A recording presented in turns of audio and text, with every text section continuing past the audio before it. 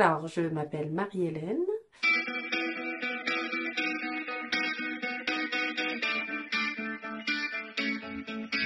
Je me décrirais comme une personne un peu secrète, comme une personne secrète mais ouverte. Un peu timide face à la vie parfois, mais capable de nouvelles expériences. Voilà. J'aimerais être quelqu'un qui a plus confiance en elle.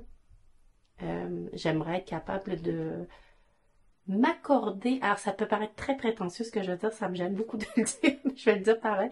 J'ai beaucoup de mal à donner du crédit à mes réussites. Ben, pas à donner du crédit à mes réussites, mais à me donner du crédit à moi-même, en fait. Ça, j'ai beaucoup de mal avec ça. J'ai toujours tendance à mettre ça sur le crédit des circonstances ou des gens qui m'entourent. Ça me limite dans ma confiance en moi. Et ça m'empêche des fois d'avancer ou d'avancer sereinement. Des fois, je me dis que je serais plus apaisée si je pouvais juste avoir un petit peu plus confiance en moi, ça serait pas mal. Mm. J'ai beaucoup d'imagination, je pense, mais pas forcément bien canalisée, pas forcément créative, comme certaines personnes ont de l'imagination créative. Hein. J'ai juste mon esprit qui, qui, je sais pas comment on dit, qui voyage, en fait. C'est l'élément directeur de ma pensée, la raison, en fait.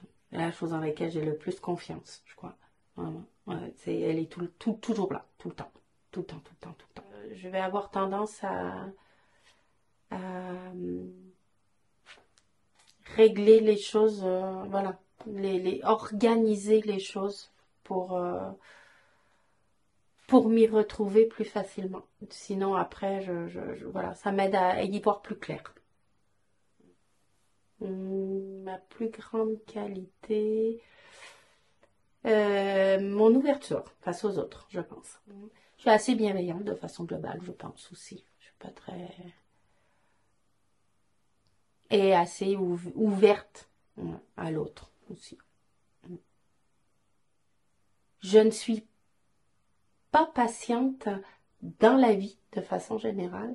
Comme l'évolution et les situations de la vie parfois demandent du temps, et ça peut pas se faire autrement, ben j'ai une sorte de conflit intérieur qui arrive à ce moment-là.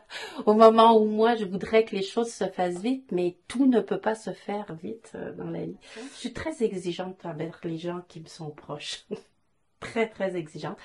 Et comme je suis exigeante, je suis pas toujours très patiente. Et mon énervement, c'est plus de l'énervement d'impatience que de la vraie colère.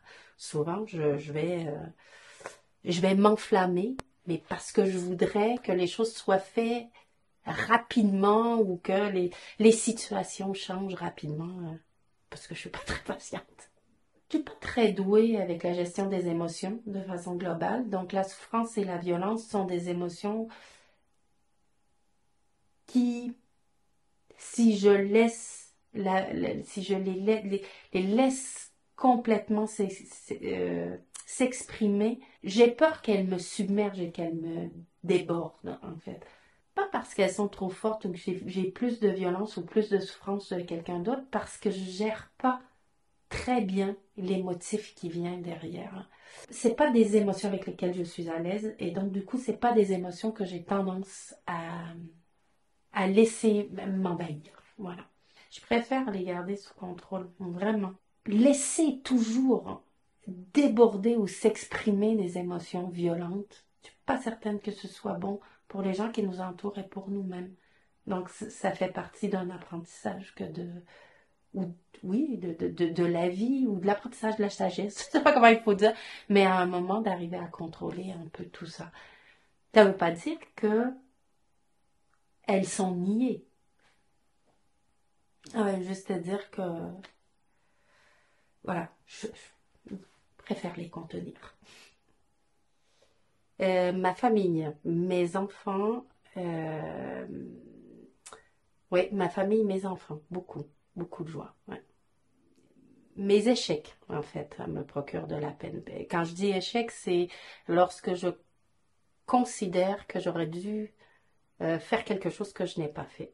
Lorsque je perçois, je me perçois faillible, en fait, ça me fait beaucoup de peine. Ça peut être face à quelqu'un, ça peut être face à une relation, ça peut être face à un objectif personnel ou ça c'est quelque chose qui me blesse, qui me touche même un peu trop parfois, hein, qui me fait beaucoup de peine. Je suis quelqu'un de peureux. Mm. Un peu peureux. Alors, je me fais vraiment violence sur ça. C'est quelque chose que j'essaye de combattre au quotidien. Ça paraît pas toujours, mais fondamentalement, alors, ouais, ça peut paraître un peu bizarre. Je suis à la fois aventurière et peureuse. Une des plus grandes peurs que j'ai, c'est euh, de ne pas être à la hauteur. Ouais, ne pas être à la hauteur de mes attentes personnelles ou des attentes des autres. Je me projette beaucoup dans les attentes des autres tout le temps, en permanence, ce qui n'est pas toujours une très bonne chose. Et, et du coup, ça me paralyse, le regard, le jugement me paralyse beaucoup, me font peur, me limite très souvent dans mes actions aussi. J'ai peur de décevoir, je pense, au final. Je pense que c'est un peu ça, que ce soit moi ou les gens que j'aime. Ouais, ça, c'est très fort chez moi, en fait, cette peur-là. Et c'est assez paralysant parfois. Ça en génère plein d'autres, hein, parce que j'ai peur des araignées aussi. Et j'ai peur de plein de trucs. Mais celle-là, c'est celle qui chapeaute toutes les autres, je pense. Celle qui est un peu dominante. Ah, mais ça m'est arrivé plein de fois aussi de ne pas agir par peur. C'est- Quand j'y vais, c'est parce que je vais des fois j'ai cette image de me dire, Marie, tu t'amènes au bord du précipice, en fait. Tu t'amènes au bord du précipice jusqu'à ce que tu ne puisses plus reculer. Parce que sinon je recule. Parce que oui, j'ai peur. J'ai peur. C'est une dualité un peu particulière, hein, d'avoir peur de ce qui est son moteur au final. J'ai peur j'ai peur d'aller vers de nouvelles expériences, mais je peux pas faire autrement. Mais c'est un peu ça, hein. Je veux dire, c'est ma vie qui est comme ça. Et ma vie dans la découverte de l'autre côté de l'Atlantique et comme dans le travail aussi. C'est d'ouvrir des portes. Mais si vous saviez à quel point j'ai peur de les ouvrir, ces portes-là, c'est c'est une violence que de les ouvrir à chaque fois. Une violence envers moi-même. Maintenant, j'ai compris qu'il fallait que je l'affronte, ça. C'est très dur. Je veux dire, c'est un premier chemin, hein, d'arriver à accepter qu'on ait peur. Accepter parfois de se mettre en danger. Voilà. Et, et l'étape d'après, c'est d'arriver à développer un peu de confiance, en fait. Faire un peu confiance. J'en suis pas là encore, mais c'est l'étape qui viendra après, en fait. Ce qui me met en colère, j'aurais du mal à répondre à cette question-là sur ce qui me met en colère. Parce que je pense que je réfléchis en même temps au moment où je peux être en colère. C'est les moments les plus faciles ou les plus évidents, c'est quand je suis avec mes enfants, par exemple, et qui font un truc que j'aurais pas voulu qu'ils fassent ou qu'ils ne font pas ce que j'aurais voulu qu'ils fassent. Ça peut me mettre en colère. L'injustice, un peu, face ce que je vais moi percevoir comme étant de l'injustice face aux autres ou face à moi-même. Ça aussi, ça me dérange beaucoup. C'est un sentiment c'est une perception que j'aime pas. Et, et la, et j'aime pas du tout, si ça aussi, ça peut me mettre en colère. J'aime pas la méchanceté. J'aime pas, j'aime pas la méchanceté gratuite qui est formulée envers les autres autour de moi. Je suis pas très, voilà. Mm. Et l'incompétence aussi, des fois. Je pense que mon plus grand regret, et quelque chose qui me touche beaucoup, c'est le fait d'être loin d'une partie des gens que j'aime, en fait. Ça, ouais. Mais c'est pas, comment dire, c'est pas un regret d'action. Je regrette pas la vie que je mène. Je regrette pas le fait d'avoir construit ma vie, ou même le fait d'être partie. En fait, ça, je regrette pas ça. Je regrette que ça implique d'être loin des gens que j'aime. C'est ça que je regrette. Et du coup, de ne pas pouvoir partager le quotidien et les petites choses de la vie avec ces personnes-là, parce que au bout du compte, je trouve, c'est ce que je vis moi dans ma famille et aussi avec mon mari et mes enfants, que c'est ces petites choses du quotidien qui construisent la proximité et l'intimité avec les gens. Et ça, cette partie-là, bien que j'essaye de la cultiver quand même à distance, je ne l'ai plus comme je l'avais avant. Le fait d'être loin, euh, la vie se déroule sans soi, en fait. Et, et de savoir que je n'en fais pas toujours partie, ouais, c'est peut-être un de mes plus grands regrets. Ouais. Quelque chose qui me touche, ouais, en tout cas, beaucoup. Le plus grand de mes atouts, je pense, c'est le fait de ne pas trop m'écouter ou... euh, je connais mes limites, je connais mes faiblesses, mais connais mes peurs, en fait. Mais c'est pas pour autant que je vais m'y limiter ou m'y arrêter. Je sais me faire violence pour passer par-dessus ça.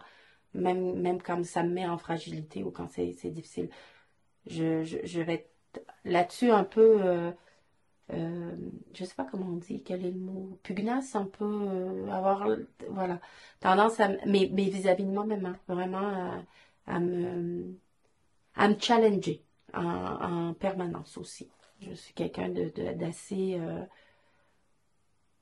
je n'aime pas ça, mais je vais régulièrement me sortir de ma zone de confort. Même si j'aime pas ça, en fait. C'est le manque d'assurance, en fait, vraiment, qui est l'élément majeur chez moi, qui est ma plus grande faiblesse. Et qui est ma plus grande faiblesse et qui conditionne toutes les autres, en fait. Qui est, par exemple, ce manque d'assurance est générateur de stress ou, euh, ou générateur de peur, ou générateur de limites ou de barrières, en fait. Elle me génère tous ces freins. Je le sais très bien, c'est une faiblesse que j'ai parfaitement identifiée. Et donc, des fois, je suis obligée de me faire violence pour passer par-dessus. Mais c'est vraiment ma plus grande faiblesse. Et à tel point que je ne l'entends pas quand on me dit t'as réussi ça, tu peux être fier de toi, ou vas-y, t'es capable, ou aie confiance, tu vas y arriver. Des fois, je suis tellement enfermée dans cette limite psychologique que je ne l'entends pas. Quand les gens me le disent avec toute la bienveillance et toute la gentillesse du monde, je ne l'entends pas. Beaucoup de tâches de maman et de femmes à la maison. J'ai du mal à prendre du temps pour moi, mais je commence à réapprendre ça comme toutes les mamans qui ont des ados pas loin de la vingtaine et qui redécouvrent du temps pour elles. J'aime beaucoup l'environnement, milieu naturel. J'aime bien aller marcher, randonner et un peu les sports de plein air. Je lis, j'aime beaucoup lire. Et oui, je n'ai pas encore eu le temps de faire, mais j'aimerais beaucoup découvrir un aspect un petit peu plus artistique de ma personnalité. Quand j'étais jeune, je faisais du piano, de la musique, et puis après j'ai fait de la guitare. J'ai mis tout ça de côté. Et donc aujourd'hui, j'aurais envie de reprendre tout ça, de repartir vers ça, en fait. Ou le maintenant que j'ai un petit peu plus de temps pour moi, ce serait pas mal. Un peu, j'ai appris la musique quand j'étais jeune, avec beaucoup d'honnêteté et d'honnêteté, hein, c'est pas de la fausse modestie, beaucoup d'honnêteté. Je ne suis pas, pas que je suis pas douée, c'est que j'ai pas, comment dire, l'aisance que peuvent avoir certains. C'est pas quelque chose de facile pour moi. Euh, mais ouais, en vieillissant, je pense que ça me plairait bien d'avoir un autre canal d'expression que celui de la parole. Ouais, ça c'est sympa. Mm. Et ben, la famille, bien sûr, je l'ai assez dit, je pense que ça c'est clair. L'éducation aussi, beaucoup. A de la valeur à mes yeux, mais même pas en termes de métier, l'éducation la transmission a beaucoup d'importance à mes yeux. J'aurais vraiment envie de dire que je n'accorde aucune importance aux biens matériels. Ça me donnerait de la valeur, je pense. Je me sentirais bien de dire ça, mais c'est pas vrai, c'est pas vrai. En fait, j'accorde de la valeur aux biens matériels parce que j'y vois une certaine sécurité et qui me donne aussi une certaine liberté. En revanche, les choses auxquelles j'accorde, il y a des choses matérielles auxquelles j'accorde pas beaucoup d'importance. Et j'accorde pas beaucoup d'importance, par exemple, aux vêtements. J'accorde pas d'importance à la valeur monétaire des choses, en fait. Ça, ça m'importe pas beaucoup. Je suis très souvent attirée par des gens qui sont que je perçois comme solaire, expansif, extraverti, qui... Oui, très, très extraverti. J'aime les gens qui prennent de la place. Peut-être celle que moi je prends pas, mais j'aime bien. Ouais. Je suis attirée souvent par ce genre de personnes. J'aime pas la méchanceté gratuite. Ça, j'aime pas. J'aime pas. J'aime pas les préjugés. Voilà, pour être plus précise. J'aime pas les préjugés, j'aime pas le jugement. Je, je- j'essaye de ne pas le faire moi-même. Je pense que des fois, je le fais comme tout le monde, mais j'aime pas qu'on colle une étiquette, j'aime pas qu'on ait des préjugés, j'aime pas. Ouais, j'aime pas qu'on juge les gens sur sur des on-dit ou sur ce qu'on pense ou voilà. On connaît jamais les personnes en profondeur à part quand on est dans une relation directe et à partir de ce moment, il y a quelque chose que je trouve un peu triste, ouais, dans les préjugés, j'aime pas ça du tout.